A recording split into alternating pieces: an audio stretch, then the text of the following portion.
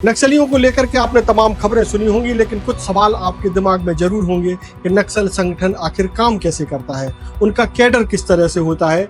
जैसे कि पुलिस में constable, head constable, ASI, SI होते हैं, उसी तरीके से नक्सल संगठन में कैडर किस तरीके से होता है। इसके अलावा आपके दिमाग में एक और सवाल होगा कि नक्सलियों के पास आखिर पैसा आता कहाँ से है, वो कैसे बड़े बड़े और अत्याधुनिक हथियार खरीद लेते हैं। जैसा कि आपने कर्रे गुट्टा में देखा कि नक्सलियों ने करीब 1.5 साल की रसद राशन सामग्री पहाड़ पर जुटा ली थी, तो आखिर वो राशन सामग्री उन तक पहुंचती कैसे होगी। और इसके साथ ही ये भी सवाल होगा कि अगर कोई आम आदमी नक्सल क्षेत्र में चला जाए तो नक्सली उसके साथ कैसा व्यवहार करते हैं। इन सभी सवालों के जवाब तीरंदाज ने खोजने की कोशिश की और करीब 15 साल तक नक्सल संगठन में सक्रिय रहे एक पूर्व नक्सली ने इन सारी बातों को खुल करके बताया और बहुत ही चौंकाने वाली जानकारी भी थी। ये सारी बातें हम आज आपको इस इंटरव्यू में दिखाएंगे, तो आपको दिखाते हैं ये इंटरव्यू। पहली बार मध्य भारत का सबसे एडवांस 3 टेस्ला MRI, सारी स्कैनिंग 6 से 10 मिनट में हो जाती है, जहां आम MRI मशीन 45 से 1 घंटे लेती है। GT diagnostic, near Nehru Nagar square, Priyadarshini परिसर, भिलाई।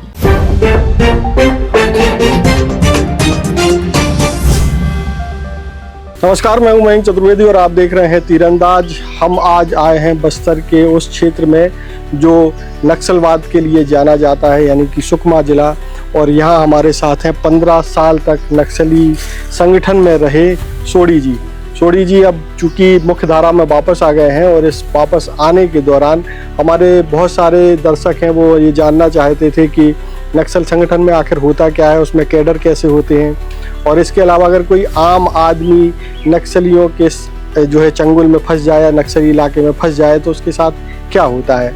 हम बहुत सारी डिटेल जो है सोढ़ी जी से जानेंगे। और सबसे पहले पूछते हैं कि इनके संगठन में नक्सल संगठन में कैडर किस तरीके से काम करता है।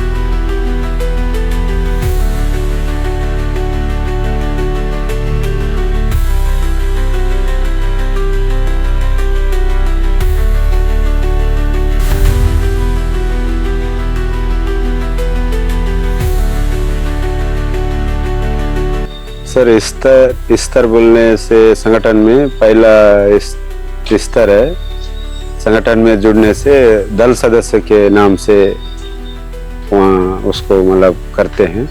दल सदस्य पहले होता है, उसके बाद कैंडिडेट सदस्य 6 महीना या 1 साल के बाद कैंडिडेट सदस्य होता है। उसके बाद पार्टी मेंबर के लिए 2 साल से 2.5 साल या 5 साल भी लग सकता है, उसके सीखने के ऊपर है।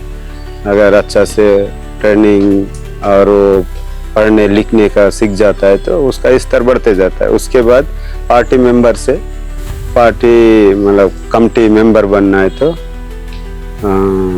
एरिया कमेटी मेंबर बनना है, ACM बोलते हैं उसमें, तो उसके लिए भी 5-6 साल लगता है। उसके बाद फिर ACM से DVCM, डिविजनल कमेटी स्तर का होता है। तो उसके बाद फिर वही 30-35 साल लग जाता है स्पेशल जोनल कमेटी मेंबर बनने के लिए।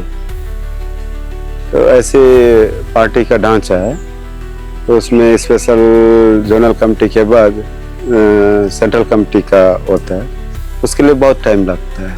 अब तक के तो हम दंडकारण में उतना 15 साल रहे, पर यहाँ के दंडकारण के लोग CC मेंबर नहीं बने। स्पेशल जोनल कमेटी तक की मैं देखा हूँ। उसके लिए बहुत मतलब अध्ययन करना पड़ता है, उसमें अलग अलग राज्यों में जाना पड़ता है। दूसरा देश में जाने के लिए उसको अलग अलग भाषा सीखना पड़ता है स्तर के हिसाब से।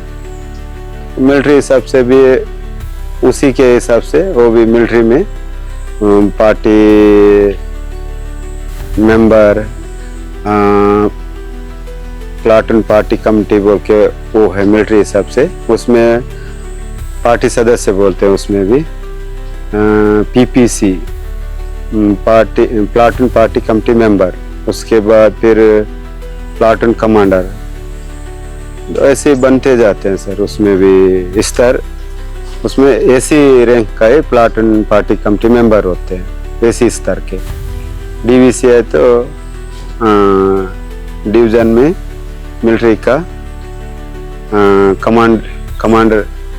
कमांडर इन चीफ कमांड सदस्य ऐसे नामों से मिलिट्री सबका होता है। रिटायरमेंट होने का कोई सीमा नहीं रहती है सर नक्सली संगठन में। जब तक जान जाए तब तक मतलब जवानी जैसा ही काम करना पड़ता है सर, रिटायरमेंट नहीं होता है। इसमें तनख्वाह नहीं मिलता है सर, वो जो उनके दलम में जितने संख्या है उसके हिसाब से बजट आता है। साल में एक बार बजट आता है, साल में उनकी संख्या के हिसाब से बजट दिया जाता है पार्टी तरफ से।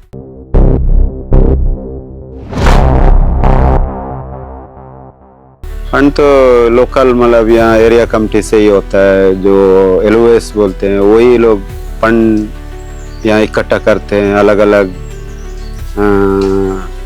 जगहों से। जैसे ठेकेदार हो गया या गांव के कोई दुकानदार हो गए शहर से, या कोई दुकानदार, ट्रक यूनियन, बस यूनियन, ऐसे यूनियनों से भी बड़े लीडर्स वो वसूलते हैं सर। बड़े बड़े ठेकेदार लोग तो उनको कांटेक्ट में रहते हैं, उसके हिसाब से फंडिंग होता रहता है। साल में फिर प्रचार जाते हैं गांव में, पार्टी के लिए इतना देना है। एक रोजी का मतलब एक दिन का रोजी कुली के हिसाब से आप देना है पार्टी को, सहयोग राशि बोल के ये मांगते हैं। तो एक दिन का 300 रुपया है तो 300 रुपया साल में एक व्यक्ति के पीछे देना होता है सर। ऐसे इन लोग फंड मतलब इकट्ठा करते हैं।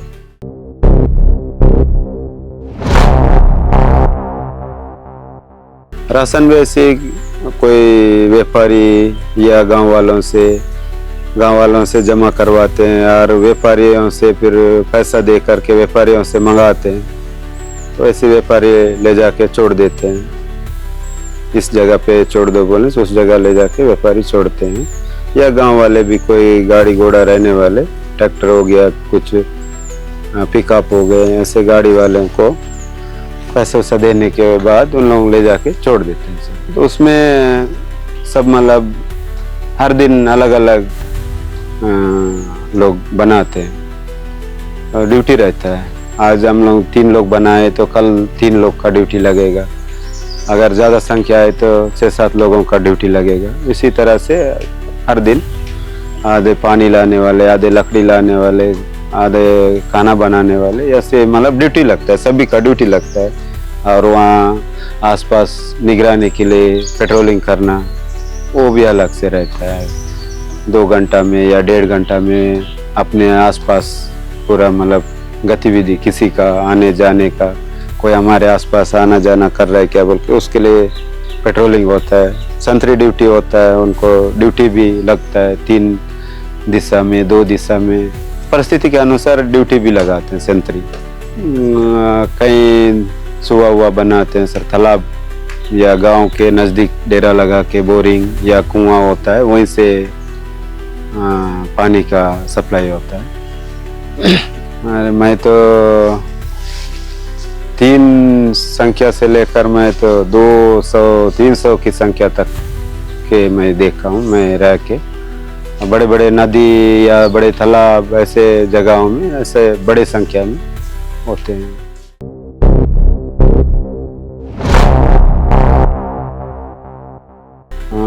मारपीट तो नहीं होता, पहला मतलब उसको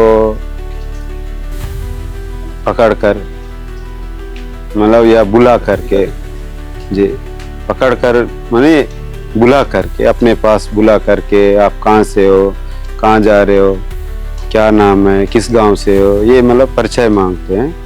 तो फलाना गांव का है, ऐसा आया हूँ, ये गाय बैल ढूंढने आया हूँ, या इधर इस रास्ते से जा रहा था बोल के बोल रहा है बोल के फिर कमांडर के यहाँ बात जाता है। तो कमांडर फिर ठीक है अपना आदमी है, अपना जान पहचान का है, तो उसके जानकारी में है तो ऐसा बोलेगा।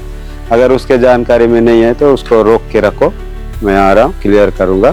फिर उसका पूरा बायोडाटा मांग के फिर दोबारा देखो कुछ हो गया और कहीं जाके कुछ बोलना मत, इस टाइप का उसको समझा करके भेजते हैं। हाँ, मारना पीटना नहीं होता है। जब भी उसको पहले परिचय उसका पूरा जानकारी लेते। मैं तो 10-15 किलोमीटर दूरी अंदर में रहता था शहर से जी।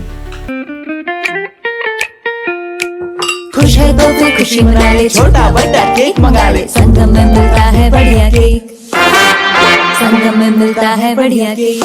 स्पर्श मल्टी स्पेशलिटी हॉस्पिटल बेहतरीन कार्डियोलॉजी की सुविधा एक्सपर्ट डॉक्टर के साथ ही दे रहा है एम्बुलेंस के लिए टोल फ्री नंबर की सुविधा 08003091616। स्पर्श मल्टी स्पेशलिटी हॉस्पिटल, एक एहसास अपनेपन का। तीरंदाज